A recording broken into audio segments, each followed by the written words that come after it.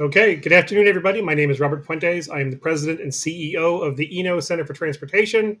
And I'm really looking forward to this session as part of our project and transit cost and delivery symposium. One of the coolest things about this project, since we've been working on this all these many months, has been the several complementary research initiatives that we have leaned on, quite frankly, for advice and guidance as we've undertaken all of our work. And I know you heard from Carol and Ali and Leah in the last session. In this discussion, though, I'm really happy that we have members of the four national research teams at NYU, at Berkeley Law, at SPUR, along with us here at ENO, who have conducted or are conducting major research initiatives into project delivery and have been doing that for the last 2 years or so. Let me introduce them just quickly. Ethan Elkin is the director of the climate program at the Center for Law and Energy and the Environment at Berkeley Law. Eric Goldwyn is assistant professor and program director of the NYU Marin Institute. Alon Levy is a fellow with the NYU Marin Institute. Laura Tolkoff is the transportation policy director at SPUR in San Francisco. And Rama Gaves is a policy analyst at ENO, you've heard from the last couple of days. So these excellent panelists are going to discuss common themes and differences that emerged with our respective projects, some of the challenges and the opportunities that are inherent in investigating transit project delivery, and areas of future research. I can tell you from our side at ENO, as we got into this, having there be this affinity group of other researchers across the country, a little bit across the world, but mostly here in the U.S., was very valuable for us, so we can share, what we were learning. In a lot of ways, it is kind of building the plane while we're flying it. So we really benefited from the expertise of this group. So please note that after this session, there will be an optional networking session for you to participate in. We tried this yesterday; it worked pretty well. It's kind of that area, that time after an in-person conversation where you go up to the person at the dais. That's kind of what we're trying to replicate virtually. It works pretty well. But all these sessions are going to be recorded and posted, so you can go back and access the sessions that you weren't able to attend, particularly those concurrent sessions. And you can access all of the sessions on the agenda tab to the left of your screen on the Socio platform. And after we end this session, you'll be prompted to rate and evaluate the panel. We encourage you to do so, especially if you liked it. No, but seriously, we certainly want you to fill out those evaluations. We do take them seriously, and we really appreciate your advice and feedback. You can also enter questions into the chat as we go through this. If you're not seeing the chat window, I know it helps if you refresh your browser. It shouldn't take very long, but that may help pop that out. If you can see it, I think if you're not in the full screen, you might have trouble seeing it, but if you're in the minimized screen, you might be able to see it. So with all that, let's just then jump in to the discussion. I'm going to direct one question for each panelist to answer. We'll keep the first one kind of big and broad, and then we'll get into some of the details in the conversation. So each of you have been part of these major studies into transit costs and project delivery that are either published or soon to be published. So just what are your key takeaways on the extent of the cost premium and the key cost drivers? I'd like to each of you to answer it. We'll start in the order you were introduced. So let's start off with Ethan. All right, great. Well, thank you, Robert, and everyone at ENO for organizing this. And I echo completely that it's been so helpful to have everybody's input on our project, which we are compiling and plan to release in mid-November. So just the update on that. But our project is very focused on California, and we're looking at a series of case studies in California, looking at 4 rail transit projects there. So that's the BART Berryessa extension, the San Francisco Central Subway, the LA Metro Purple Line down Wilshire Boulevard, and the Sandag San Diego Mid-Coast Trolley extension. We're also looking at California HighSpeed Rail, which we recognize is not exactly apples to apples with other rail projects, but we actually found some crossover themes there. In terms of, so our universe was pretty limited in a way. It was just by looking at those case studies, which had some geographic diversity, had diversity of project type and an area involved. So look for that report in mid-November. But I think at a big picture level, what we see is driving the cost increases, and we found that these projects, for example, were about 2 to 3 times more expensive than what you would have expected compared to an international baseline. So we actually used the work that you did at ENO, that Eric and Alon have done at NYU, and we put together a bit of our own database to compare the projects and found that about 2 to 3 times more expensive across the board for these projects compared to what you would have expected from an international norm. In terms of the time of delivery, a number of these projects actually exceeded expectations on timing. So that was a bit surprising to us. I think most notably, well, the LA Metro Purple Line was a little bit faster than we would have expected compared to baselines, and the Berryessa extension as well. Although in a way, that's kind of the easy phase of that project to San Jose. They divided it up from the along existing right of way, and then it's going to get harder getting into downtown San Jose. But just anyways, at a bigger picture level, I think the challenge is that the nature of governance in California, and I think really across the US, is so decentralized. There are so many veto points on these projects that transit leaders, in response to this kind of environment, had to just make a lot of concessions. And so, I mean, they looked at it as a point of pride that they were working with stakeholders and figured out a way forward. But in a way, they were just responding to a very dysfunctional system. And it's not even just the veto points over the project, it's also the multi-layers of funding. They're trying to raise local dollars, they're trying to match that with state dollars, federal dollars, and so they have many masters to please. And I think that really, at a big picture, theme, is driving a lot of the challenges here. And you see a lot of concessions. LA Metro, for example, in constructing the Wilshire Purple Line, had to come to an agreement with the city of Beverly Hills, one small city within this giant county of LA, about when they could do construction on the project, which slowed things down. So that's just one example of a kind of a veto point.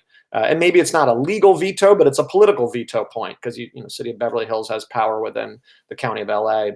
And then I think the second big theme, and I'll just end with this one because we're just doing introductory comments now, but the second big theme is just the inexperience by a lot of these agencies in building these projects. HighSpeed Rail is probably the most prominent example of this. And to some extent, I'm sympathetic, because California's high-speed rail project is the only high-speed rail project in North America. There wasn't a lot of experience to lean on, and the bond measure that funded high-speed rail back in 2008 was passed before there had really been a lot of in-depth study of what it would take to actually build the system and the actual route. So they kind of put the cart before the horse. Maybe they had to do it politically to get buy-in and get the voters to just approve it before it got too detailed. But they didn't have the in-house expertise. They maybe could have relied on our highway agency, Caltrans, to help with the right-of-way, but that wasn't available to them. And then you see areas, and I know Laura's done a lot of work on this, like San Francisco, where it's so fractured, unlike LA, where you have one big transit agency for all of LA County. In San Francisco, you've got these little, mini fiefdom agencies. And so for things like the San Francisco Central Subway, there just wasn't that in-house expertise. They hadn't built a tunneled light rail in decades. So I think the agency inexperience, coupled with the decentralized governance structure, has really been the big cost driver and time delay driver here in California. Excellent. Thanks, Ethan. Eric. So, I mean, Ethan touched on a number of good points. I wrote down after you asked what the points that I think are interesting, and all the things Ethan mentioned. I think specifically expertise in politics are big parts of it. The other things I would add are schedule, and I think Ethan alluded to this too. Not just with construction schedule, but just getting the money schedule.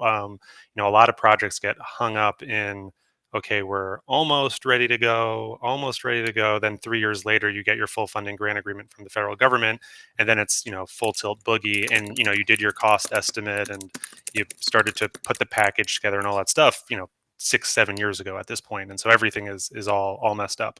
The other thing that I think is really interesting from the work that we've been doing is just transparency. And I think one thing I'm sure we'll talk about is just the difference between lump sum versus line item costs. And I think all of us as researchers are frustrated by how opaque just seeing a contract is for X hundred millions of dollars, but okay, well, what went into it? How many labor hours? How many supervisors were there, how many tunnels and tunnel boring machines, and how did all the operations work, and so on and so forth. And I think in a couple other places where we've been doing some work in Turkey and in Italy, there is there's a lot more, I should say, a lot more transparency on the costs of specific units. So I think that's another piece that is pretty difficult to get around. But I will leave it at that and let others get some of the. I don't know if there's that much more low hanging fruit here. Lots of fruit. It's low hanging though. Alon, let's go to you. You've been working on. I know you're connected with Eric on his project, but you've been working on this for a number of years. Yes. Yeah. So we're doing 6 case studies, which are 3 bad and 3 good. The 3 bad are Boston, New York, and London. The 3 good are Istanbul. What started as Milan is going to be all of northern and central Italy, and Stockholm. So Istanbul and the Italian case are practically ready to go. And they kind of showcase similar things to what you guys have seen from Spain or from Chile. So I'm going to do some counters by talking about Sweden, which is profoundly different. Sweden is not a top-down centralized state. It actually has a lot of fiscal autonomy. For example, the universal healthcare that they have in the Nordic countries is generally administered regionally. And so what they do, for example, is big projects like the new Stockholm Metro. They're funded by a mix of municipal, county, and national money. It's in 50% ratio, but I don't remember who is the 50 right now. It depends which project. And but so important things about that include that there's actual ongoing negotiations. It's not a kind of fire and forget thing where the state does not do, the state only nudges the locals about what to do. The state is very active. So the lead agency could be local, but it could be the state. It could be the traffic administration, aka DOT, which is run by engineers or professional civil servants, and could build something. And sometimes they bounce between county and state level administration. I'm seeing in chat people are asking about labor costs. Italian labor costs are lower than American ones. I forget by how much, less than you think. I think it's 3/4 as much. Turkish are about 1/2. Swedish ones might actually be pretty similar to New York costs. Sweden has very strong unions, so the labor efficiency is incredibly high because you have to pay miners so much money to work in the tunnels. Obviously, you will use as few as you safely can. And there's a lot of modern construction techniques for that, but wages are very high. So this is kind of like an example that it's not exactly a matter of top-down, it's a matter of how to do negotiations correctly, how never to let anyone exercise political veto. They sometimes tell people no, and that's fine. And there is very little, there's some, but very little governed by lawsuit.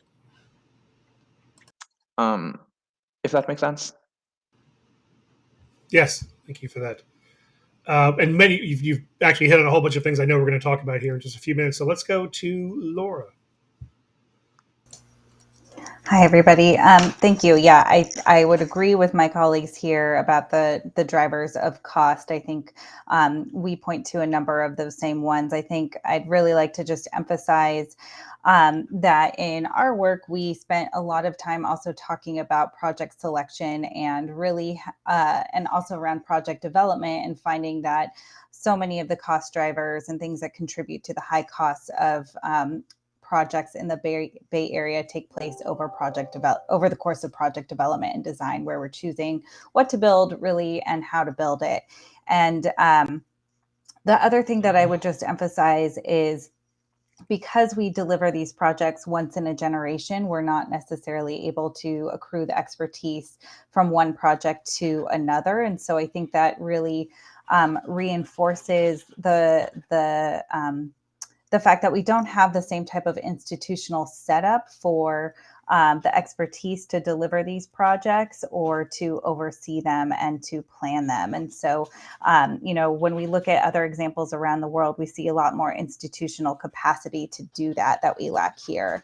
And I also think that the competitive and challenging kind of dysfunctional funding environment that Ethan pointed to also creates a little bit of a culture where you're really focused on chasing the dollars, and creates this almost inescapable pressure to prioritize consistency over learning. And so I think we don't often actually take in when new information becomes available about the project that's going to impact the outcomes or the quality of the project. We don't actually always have we don't always look at that and give it as much care as we ought to, because of our institutional setup, both for funding and delivery.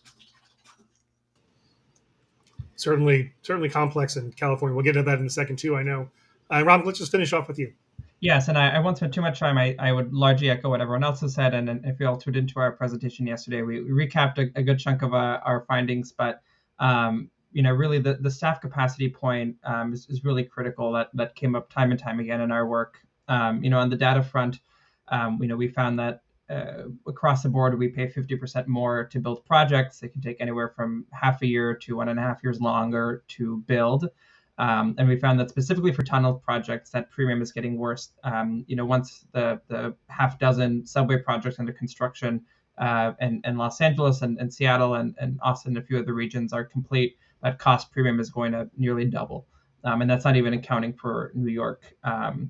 The one thing I'll add, we all covered staff capacity, the processes, environmental review, the lack of coordination, and the multiple layers of permitting and approval, and the idea of communities getting in their own way when they're delivering projects. Something that came up quite frequently in our work, and something we'll get into in this panel.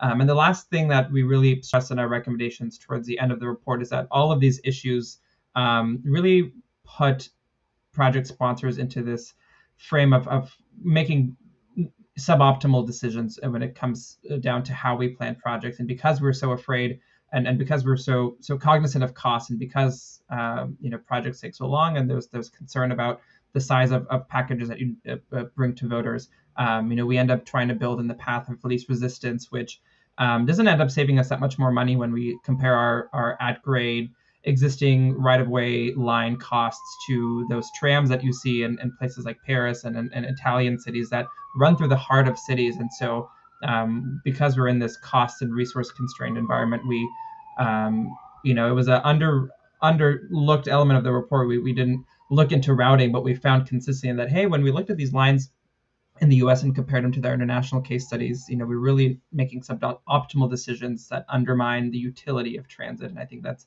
an underrated point when we talk about costs and timelines. So we'll dive into some of the issues here, but that's just a brief recap. And again, concur with everything else the rest of the panelists have said. That was great. It's good that I think there was good consistency, right? I mean, you certainly each project is different, but it's good to hear that there's general kind of overall frame in the right direction, right? I mean, there's nothing that seems wildly inconsistent, and a lot of cool, I think, points that we mentioned that were the same. What one thing I probably should have asked at the beginning too is that each of the projects, I think, has a slightly different geographic scope and kind of the bounds for the project. So can you each just talk about kind of the limitations of where you start? I mean, Ethan, you said you've got HighSpeed Rail in yours. I know Alon and Eric are in parts of Asia. Our project is stuck with Western democracies mostly. But what are the limitations of the geographic scope for your projects? Anybody can kick it off. So for us, we have 3 really expensive things. So New York, Boston, and London, and 3 really cheap things. So Istanbul, Italy writ large, and Stockholm. And something that I wish we'd had more resources to do is do really deep dives into intermediate cost projects. So things that are happening in Japan right now, or Berlin or Paris. Paris must have had multiple symposia done about just Grand Paris Express internally. And I mean, I've read the reports of that, but haven't done as deep a dive as I'd like, mostly because the intermediate things is useful to see what did they do right, what did they do wrong. Whereas right now we're constrained to, let's call it the Southern European mode, also copied in Turkey, and the, let's call it Nordic mode.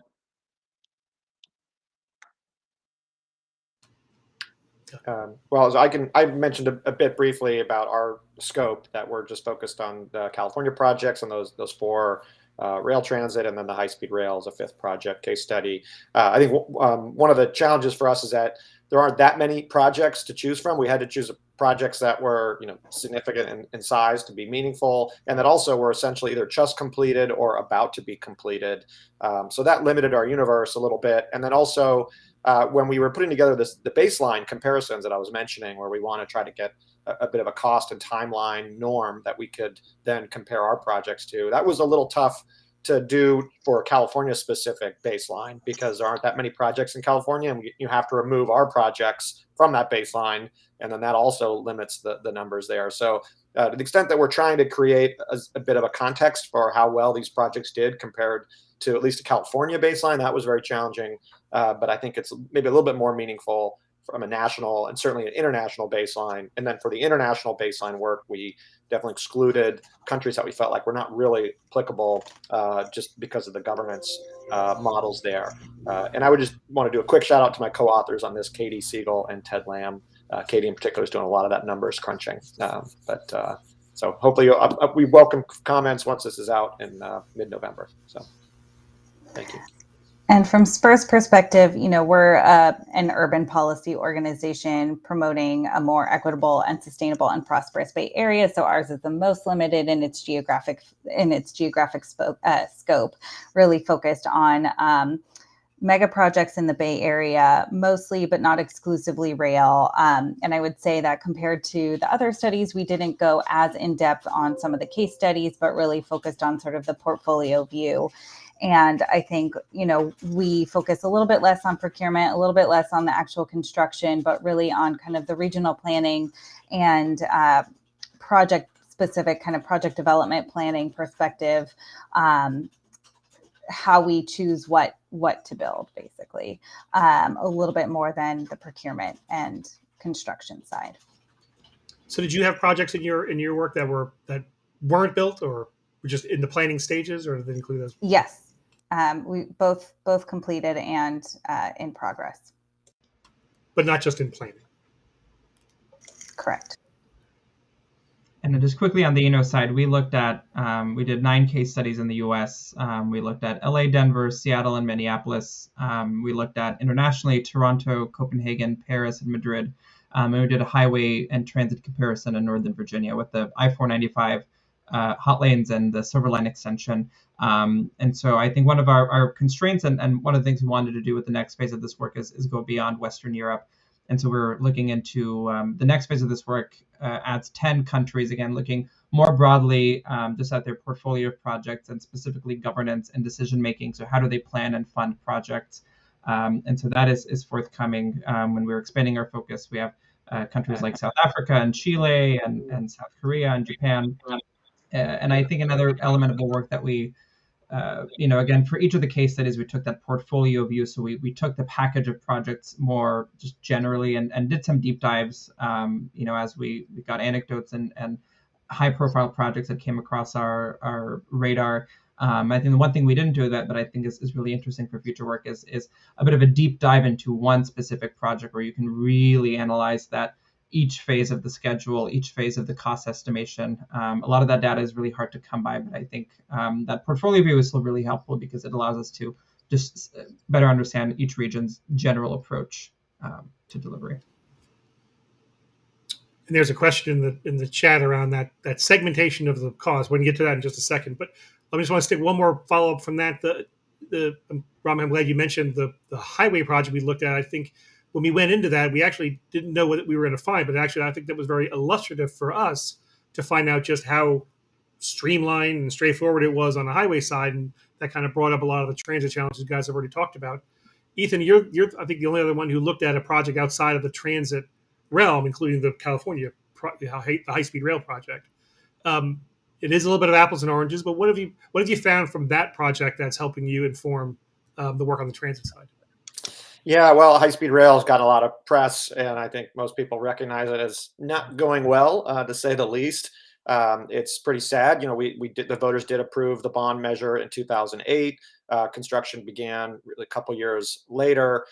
There's been so 10 billion for state bonds. There was 3.5 billion put in by the Obama administration under the stimulus, and then the state has dedicated. I think we're going to get close to maybe 10 billion in state cap and trade proceeds, which are helping to fund the project.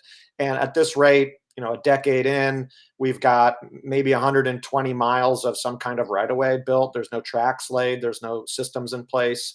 Overhead electric wires. In fact, there's a debate now in California about whether or not to just essentially turn this into a diesel train as a sort of way to salvage the investment and essentially give up the dream of electrified high-speed rail. That's what some LA legislators want, because they, of course, don't anticipate seeing this project coming anywhere close to LA anytime soon. I mean, if we're lucky with some Biden dollars from the infrastructure bill, that maybe there could be enough money to get the train connected from the southern Central Valley into San Jose and then up into San Francisco on existing tracks that are being electrified under the Caltrain system. So 120 miles, billions of dollars, and that's in the cheapest, flattest part of the state. So this is not a good story by any means. However, in terms of what the lessons are for transit, I mean, you do see some crossover themes, as I mentioned earlier. So one of them is this issue about staff capacity and expertise. And to me, there are a lot of parallels between high-speed rail, obviously a big project, and the San Francisco Central subway that they're tunneling now, just because, you basically have two agencies that hadn't really done a project like this before and made a lot of missteps right out of the gate in terms of their contracting structures. So in high-speed rail, they basically outsourced to consultants most of the work. And in San Francisco, there was a lot of pressure to essentially give one contractor a mega contract rather than breaking up the contract into smaller bits, which would have allowed the city to have a little more leverage over the contractor. And so I think the inexperience piece of it and maybe the sort of political pressures both hurt both projects in maybe similar ways. So I'd like to think high-speed rail will end up being fully electrified and actually finished in some usable segment, but the jury is actually out on that right now, and so we'll see what happens in the legislature because they're threatening to withhold the additional state funds to try to get leverage to maybe essentially end the dream of electrified system and just turn into a diesel one. So a lot of moving parts there, but I think there was some interesting crossover in the themes. Yeah, indeed, that would be a big change if they went diesel with that project.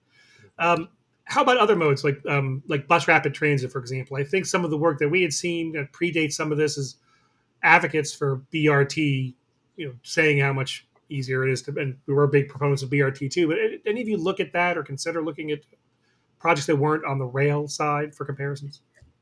Would you count a light rail project? Oh, I guess you said not rail as opposed to not the subway. The one thing that I will caution from having looked at the Green Line extension in Boston, which is technically light rail, is that the farther down you go, so when I say down, I mean from, let's call it the high prestige mode, so subway or high-speed rail, down to light rail, down to then BRT or BRT light or whatever. The lower you go, the more your costs are going to be dominated by other things. I mean, the cost of painting bus lanes is zero. When you see BRT cost not zero, it's because other people are using it as other people's money for something. For example, I've heard in Florida, I believe in Tampa, the bus agency wanted to increase bus frequency by a little bit. I think a bus every 15 minutes. The highway department acted up and said that this is a BRT thing and therefore the transit agency must repave the roadway with concrete lanes at transit expense. Usually these things are called betterments. We saw this extensively for the Green Line extension, things like signature community stations. The original Green Line extension project, it had a bike lane adjacent to the track called the Somerville Community Path. It was, I believe, 3 kilometers and $100 million. And so these betterments add up a lot, and they're going to be a much bigger share of the cost the lower down you go. The Nice tramway, for example, it's, I think, the most expensive in provincial France.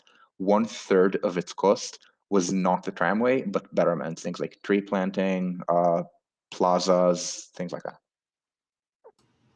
Got it. And from our perspective, we did include a little bit around bus rapid transit. And I think, in general, I would bucket some of our project delivery challenges in, we have a lot of common sense projects that are made too difficult to build. Those are, bus, bike ped projects, and we make them too hard to do. And then we have mega projects, which, we're talking about today, which are too expensive and, cost too much, take too long, and don't deliver on the public value that they always say they will.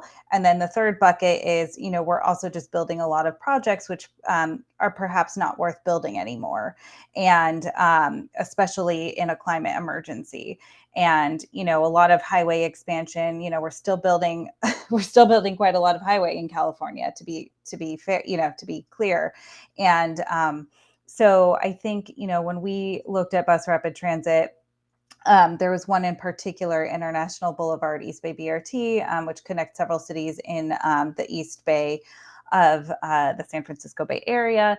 And that was a project where it didn't go super far over costs, but the project was also scaled back significantly. So, it stuck close to its original budget, but not to the original proposed project. And the reason that happened is, again, because those common sense projects are really difficult to build in the California context. This was a place where we talk a lot in our report about Sequa. It's California's Environmental Quality Act.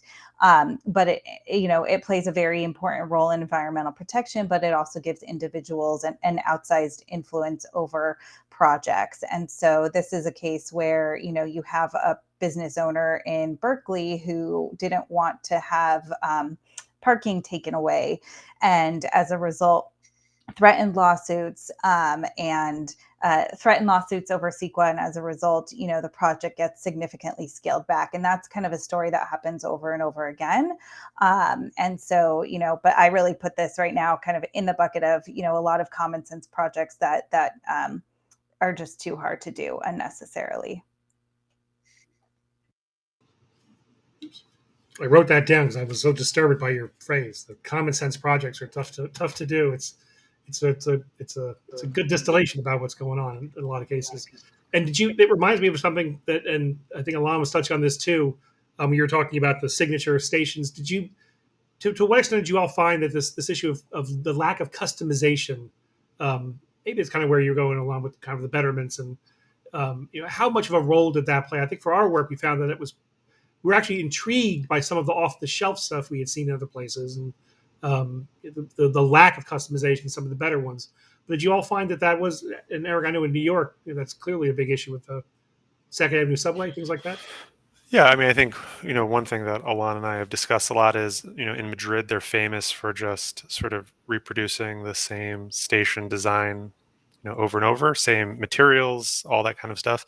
And same thing with in the Green Line project, when we talked to cost estimators and contractors and stuff like that, it's little things like, okay, the light bulbs are different in this station versus that station, which means sometimes the maintenance is a little bit different, and so there's a learning curve. And not to say that maintaining light bulbs is the hardest thing in the world, but the point being, cleaning the tile, sometimes you need a different X, Y, or Z. And in New York, I think sort of famously by Phil, documented in Phil Plotch's book, some of the canopy glass work got sort of caught up in manufacturing issues, and just added time, money, and delay to projects. And so I know that, like, in LA, they have, I think they call it a kit of parts sort of model, where there's a handful of things you can choose from, and that's a bit of a middle ground approach, I think.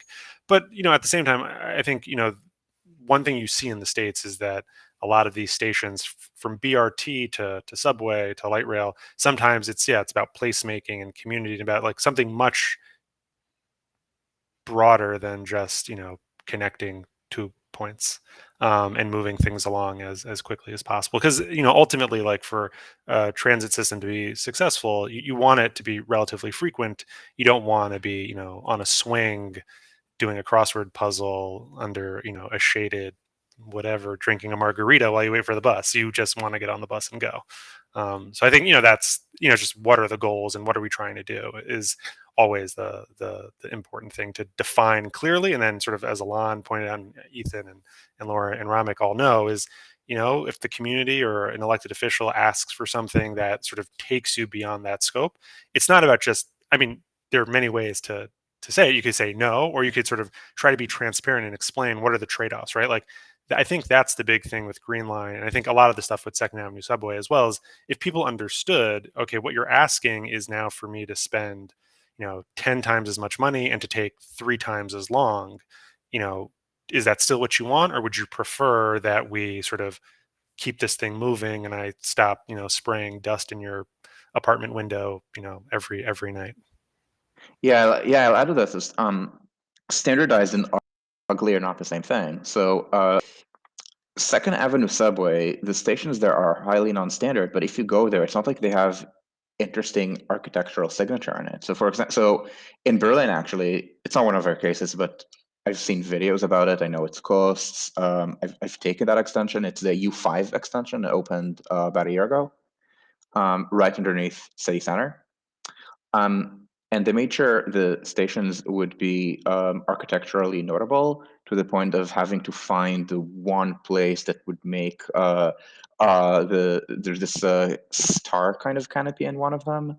So they had to make sure to go to one specialist who would be able to manufacture the materials for that. So that's architecturally notable and also somewhat more expensive. Um, but for example, in Boston or New York, these are not architecturally notable things. They just often never bothered writing down any kind of standardized items. I was told that in Boston, when they do commuter rail infill stops, so not one of our major cases, but as a kind of a background, in Berlin, when you want to add a new station to the commuter rail, it costs about 10 million euros. It's somewhat lower in Southern Europe. In Boston, it's about 20 to 25 million dollars. That's not such a bit. That's like a 1.5x, maybe almost 2x, not quite difference. Not a big one. And I was told that quite a lot of that difference is because in Boston they never bothered writing down standardized designs, because the state government has never bothered outsourcing that to consultants, and it is squeamish about letting in-house people do it. They're hoping that the standardized designs that they buried somewhere in the $1 billion+ South Coast Rail budget would be usable on other lines. But it's not like the current things that they're doing are especially artistic or anything. They just do new designs every time for a very silly reason. That's really interesting. Very interesting. And I know it's something that we have seen in a couple of other cases, and I think Seattle was another one. Let's get into a couple of questions coming in. Let's get into some of those other drivers in addition to standardization. And the one that comes up a lot is labor costs. When we went through the work, it's certainly a component. We know that it is. It didn't come up in a lot of case studies as being a major concern about the drivers. The question is really about, well, how do we make international comparisons between the U.S. if we're not able to separate or to segment out that labor data, right? It's very difficult for us to find. I know in our project, but did you all run into the same kind of issues, or how do you even get around that? How do you make those comparisons when it's hard to segment it? I might kick off quickly is as you mentioned, the challenges, of course, is being able to access that cost breakdown where you have an itemized list of what goes behind the sticker price. And at least in the US, that's somewhat standardized with the FTA's capital cost database. But even then, it's, we heard that, at least, for example, in Madrid, where we profiled, we heard from interviewees that labor costs are generally lower. We've heard that, of course, in many countries abroad, things like healthcare costs and pensions and other benefits and public welfare items that would otherwise be employer provided in the U.S. Are not, and so those costs may not be billed to the employer who is hiring, the private companies that are bringing on the construction staff. But in terms of the labor element, in terms of work rules and things that we saw, for example, in those New York Times pieces on the labor issues on the East Side Access and Second Avenue subway, at least from what we saw in our U.S. case studies, those labor issues, at least related to work rules driving up costs, appear to be maybe more acute to New York City. At least that didn't come up when we asked folks, how are these issues impacting costs? And the other thing that we heard from interviewees and on some of the cities that we profiled were, when you look at the extent of the cost premium in the U.S. and how much labor costs typically, based on the information you have, the proportion of labor costs of total project costs, there was some doubt as to whether that the difference in labor costs and employer versus publicly provided healthcare, whether that in and of itself could explain how huge of a premium and how huge some of these cost overruns are. And that's certainly one element that can explain some of the difference. But, people suspected that it is these management and staff capacity issues that really lead to these huge discrepancies in costs. But yeah, to your point, the lack of clear accounting information and data can complicate that comparison. The other thing I would just add quickly is also just there's a huge white collar staffing issue in the States on projects. In our Italian case, led by Marco Chidi, he mentioned talking to construction professionals in Italy who just are like, what is going on these American construction sites? Why are there so many people? And in one of our interviews on Second Avenue, one of the contractors said, because they received all the public complaints about things, that they received one complaint that the contractor still has. Remember, Second Avenue subway, this part of the contract was done, almost 10 years ago now. Was like, I counted 9 people watching one person do labor. And part of that, I think people might assume, is about labor unions and padding staffing, but a lot of it is also just about, if you have 10,000 consultants, every consultant needs to have a person on site making sure that their thing is being done properly, right? So you're going to have the design consultant over there, you're going to have the construction manager consultant over there, you're going to have the contractor who has the tunneling contractor or the station contractor, you're going to have that person over there, you're going to have someone from the agency paying attention and watching. So, just all these things add up. And so you get sort of this cumulative number of people doing stuff or whatever, observing, that is also quite high. And I think in our Boston case, one of the things that was extremely interesting is we got access to the cost estimate data before the project imploded. And there was this huge variation on sort of the supervision staff, the white collar labor. And in one estimate, it was a ratio of 1.8 sort of construction hard labor workers per one supervisor. And we talked to lots of people about this metric, and you talk to people in America and they're like, oh, it really should be 3 to 1, 4 to 1, 5 to 1. So okay, you get that. But then you talk to people abroad and they're like, maybe really it should be 10 to 1 or 20 to 1. Like, these numbers are, just hugely and vastly separated by the Atlantic Ocean, I guess, so to speak, or the Pacific Ocean.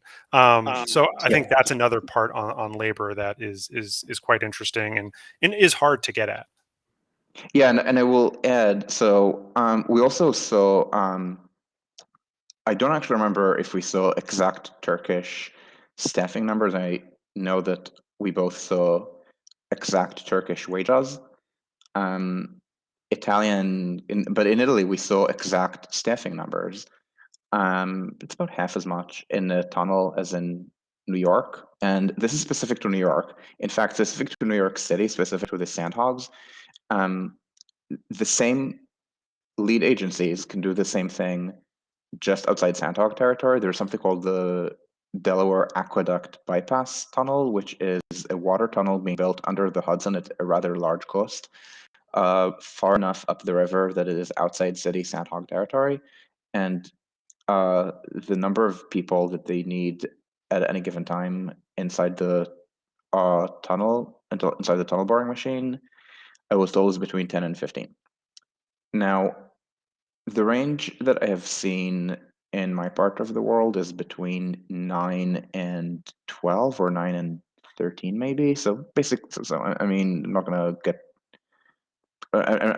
get petty about 13 versus 15.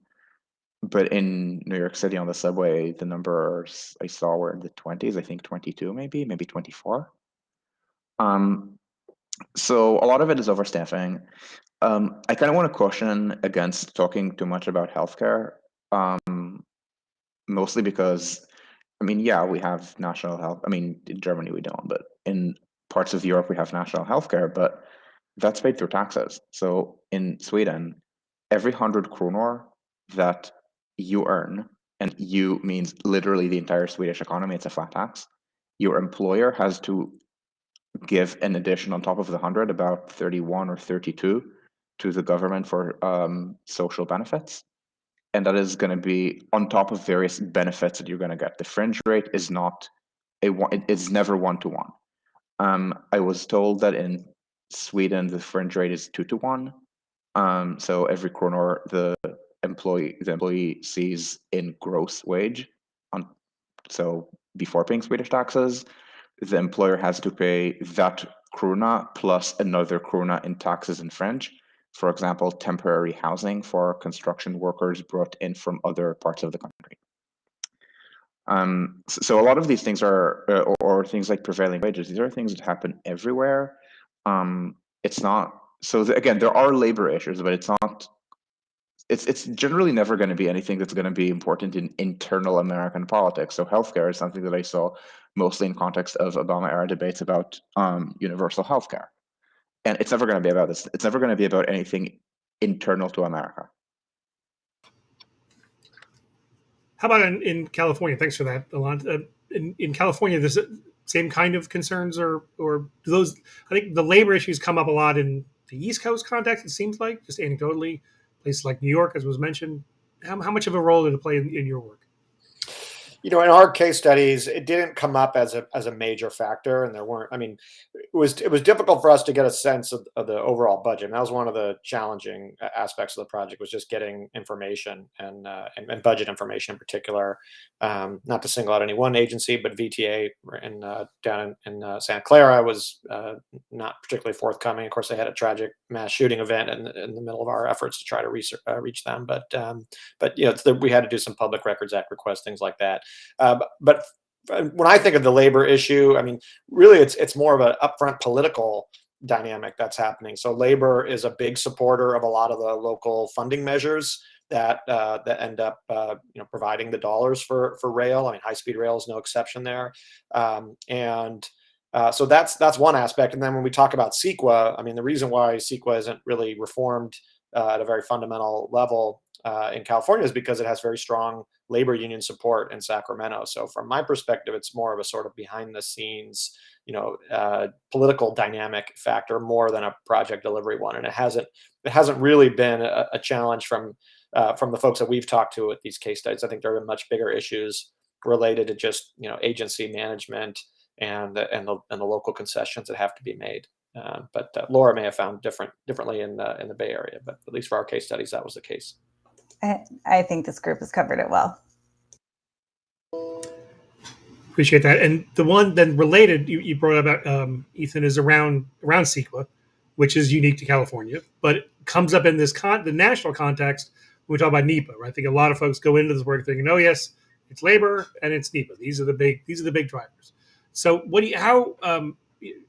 are there notable differences between Sequa and NEPA that you found? Are there lessons that on the state level that we can apply nationally? How do you think through those two big environmental pieces of regulation? Sorry, go ahead, Laura. Well, so I think a key difference between Sequa and NEPA is really that Sequa tends to get a lot more litigation associated with it, and you have both litigation and also appeals, which don't often make it to litigation, but still have the effect of slowing down a project. Last year, SPUR was able to work with 2 other advocacy organizations, the Silicon Valley Leadership Group and the Bay Area Council, and Senator Wiener here to actually pass a bill that exempted a number of sustainable transportation and transit projects from Sequa for a period of time. Really understanding the environmental and economic and social benefits of these types of projects. And again, kind of going into that category that I talked about earlier, that we make a lot of common sense projects just too difficult to do. And, I think that law is in effect, but only for 2 years. I think, again, there's a lot of investment in maintaining Sequa. But I think others are pointing to it as potentially, something that would really benefit to be in perpetuity, particularly if we're potentially going to get additional funding at the national level, and we have a state surplus for things like active transportation in California this year. So I think, others are looking to that as potentially a model. And I think generally other kind of streamlining efforts for some of these big projects could be beneficial, Sequa and other. And I would just add, just legally speaking, the big difference between Sequa and NEPA is that Sequa requires mitigation where feasible. NEPA is just truly an information disclosure document without required mitigation measures. So that I think has led to a lot of positives for projects in certain cases. And I'm actually not a big believer that Sequa is sort of the big challenge for projects in California. There's a lot of avenues for litigation, and I know just from looking at the LA Metro Rail history, for example, the 2 biggest lawsuits that really shaped that project had nothing to do with Sequa. You had a civil rights lawsuit against the rail program for essentially the claim was that it was racist in terms of how much resources were being diverted from buses, which primarily serve low-income riders of color, to rail, which was more of a predominantly white ridership, or at least a larger percentage of white ridership in LA. And then you also had a challenge at the Public Utilities Commission on the Expo line and through the western part of LA about where it crossed an intersection, because the Public Utilities Commission has jurisdiction there, and that forced us an extra station on the Expo line, which slows it down and added cost, et cetera. So in fact, the chair of the HighSpeed Rail Authority, when we interviewed him for this case study, he actually, I asked everyone, is Sequa a challenge? And no one actually pointed it to being a challenge. It's something they have to address. But the chair of the HighSpeed Rail Authority told me that he actually appreciated Sequa because it helped surface a lot of the challenges and help them do their budgeting better. And I think there's a lot of positive things that California has done with Sequa to streamline it for transit that I think could be a lesson maybe for NEPA. Laura mentioned this recent exemption for certain transit projects that passed, but we have some other streamlining for Sequa that I think would be really beneficial. One is that in terms of transportation impacts, we no longer look at auto delay that is caused by a project like a bus rapid transit project or light rail crossing through an intersection.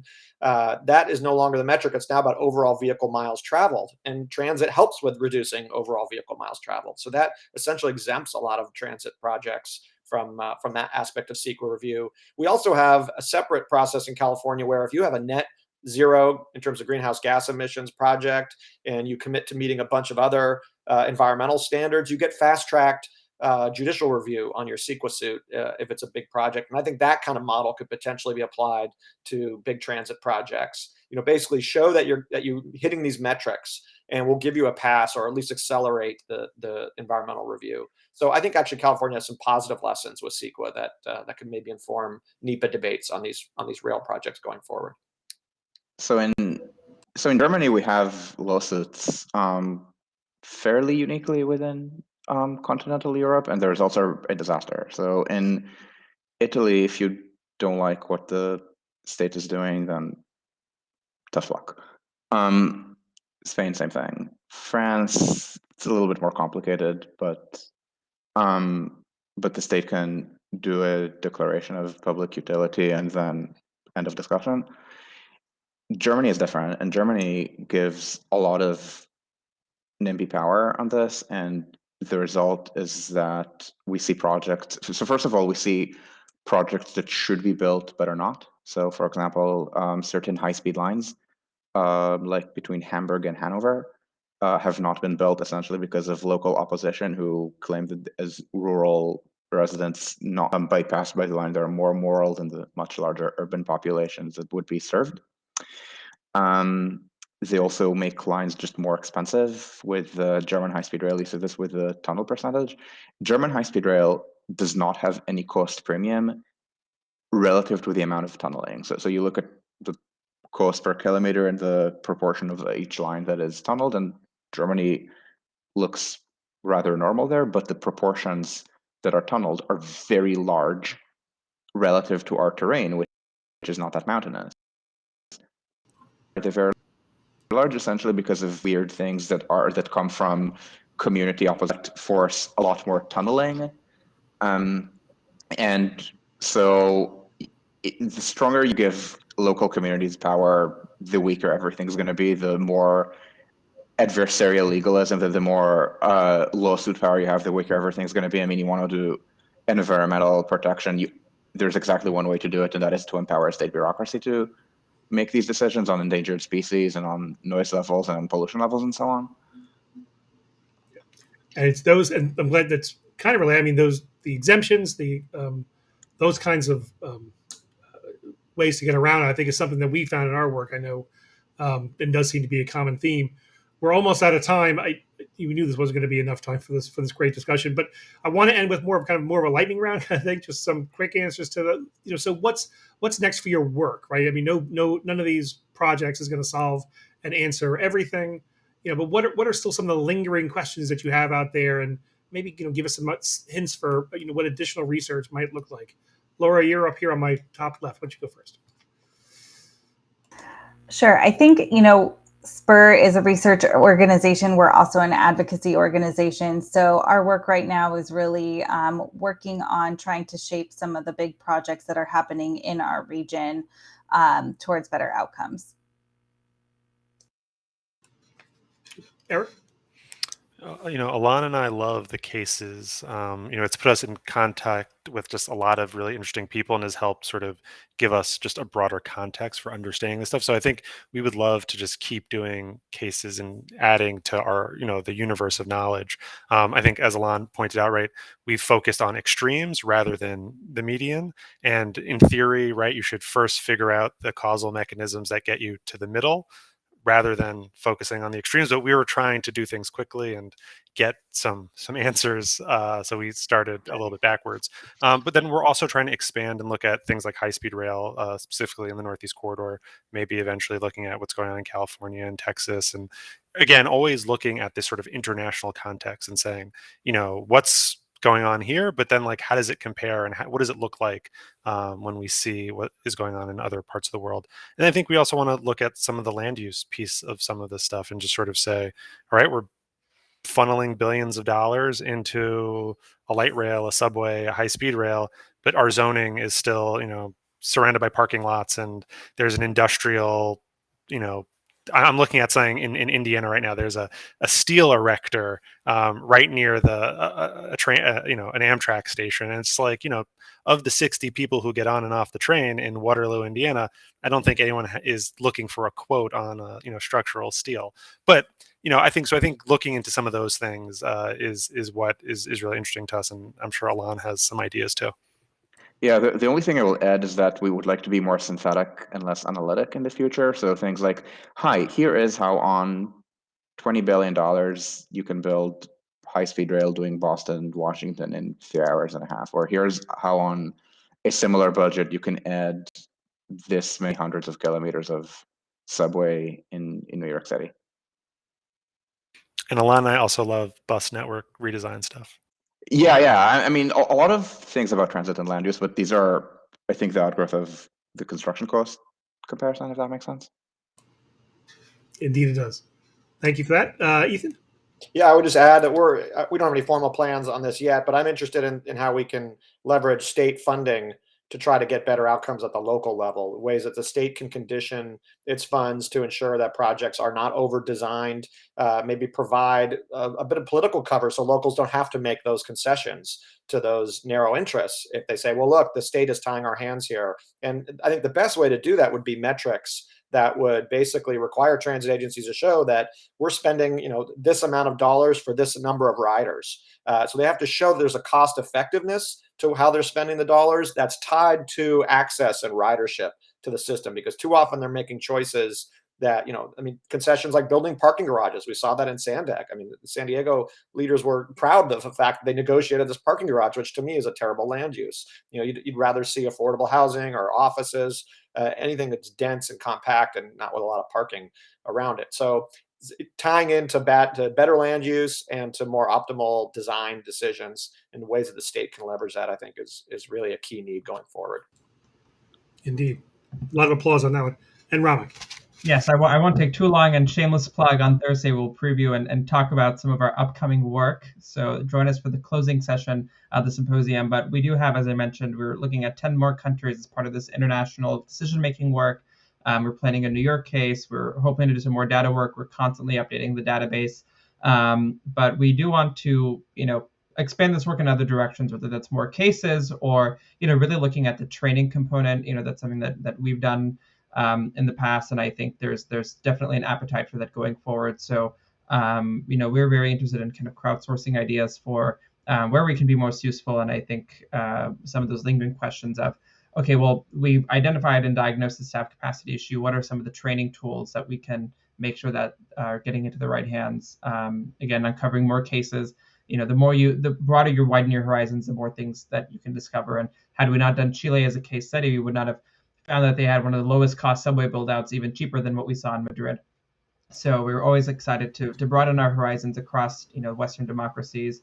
At least personally, just speaking for myself, I am really interested in that, the granular look at individual projects and seeing where you can, really get granular data on breakdowns and timelines, as well as perhaps in future work looking at operating and maintenance costs, which is totally separate from, at least in our database. But it's come up, we've seen some discussion in our past panels on that, and I think there's definitely an appetite for doing this type of work in that context. So stay tuned for more previews of our work on Thursday.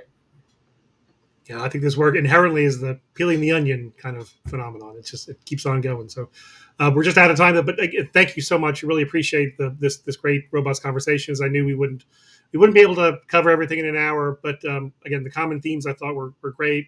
Issues around governance, the experience of the staff, all this around land use and just getting better projects. Hopefully we'll get to what Laura wants to get to and make sure that we get common sense projects that are easy to build instead of hard to build. That's also a big takeaway for me from this great session. So thank you, Laura. Thank you, Eric, Ramak, Alan, and Ethan. And for everybody else, you can join our networking room on the link on the sidebar. It's more of an informal kind of thing where we're going to keep this conversation going a little bit. Ramak, is that starting right now? Yes, the rooms are open, so we will join as latecomers. For all of you who've stuck around for this session, thanks. Hope to see you there. Again, thank you all very much, everybody. Have a great day. Thank you.